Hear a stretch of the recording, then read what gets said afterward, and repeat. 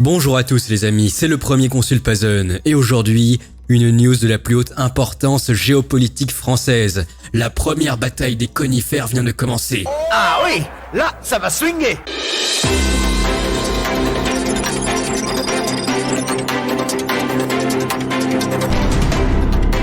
Tout cela se passe à Bordeaux. En effet, la mairie élue par le peuple EELV a pas beaucoup de pourcents près, mais bon, personne ne vote, ça compte quand même. Ils voulaient mettre un faux sapin en verre parce que c'était apparemment plus écolo. Mais il coûtait quand même plus de 100 000 € le truc, alors on peut pas le voir. Il a pas l'air joli en tout cas, de loin. Sauf que, il y a eu une contre-révolution à ce mouvement. La génération Z a décidé de mettre un vrai sapin devant la cathédrale. Et les enfants étaient heureux. Et le curé aussi a également participé, du coup c'est une bataille. Mais là c'est le drame, il y a eu un énorme retournement de situation. La mairie riposte et veut que le conifère s'en aille. La bataille des conifères, incroyable.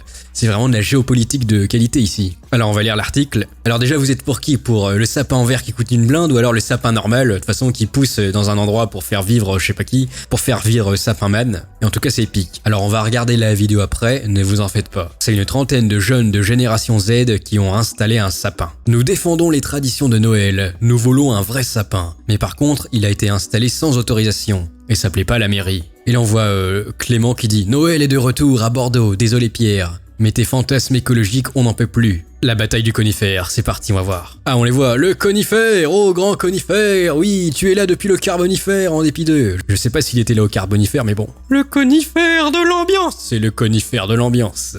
Un sapin, un vrai. En tout cas, les enfants ont l'air contents, donc ils s'en remettront. Et moi, je voulais voir le truc en verre moche. Bah, on va le mettre après, écoutez. Et il y a le prêtre qui est là, le curé et le Père Noël. Et voilà, tout le monde est heureux grâce au sapin. Ah oui, en effet, mais c'est U2, c'est quoi ça?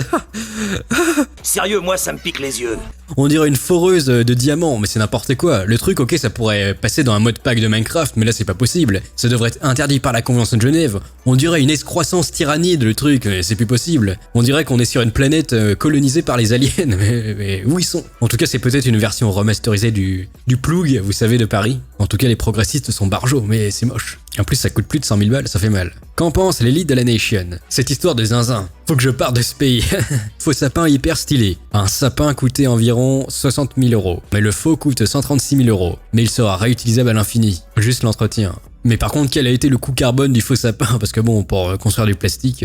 du verre. Non, c'était du verre, donc ouais. Ah bah oui, parce que le verre, ça pollue pour le faire, hein, n'est-ce pas les amis? Faut pas oublier l'arrêt de pile de base. Un sapin en verre moins écolo que le vrai sapin en plus. Ah, ils sont rigolos les EELV en dépit d'eux. Bref, qu'est-ce que vous pensez de cette news? Qui va remporter la grande bataille des conifères? Je suis toujours l'actualité géopolitique de près. En tout cas, on va voir s'il y a des news plus tard. C'était le Consul Puzzle. Allez, à plus, à Mogus.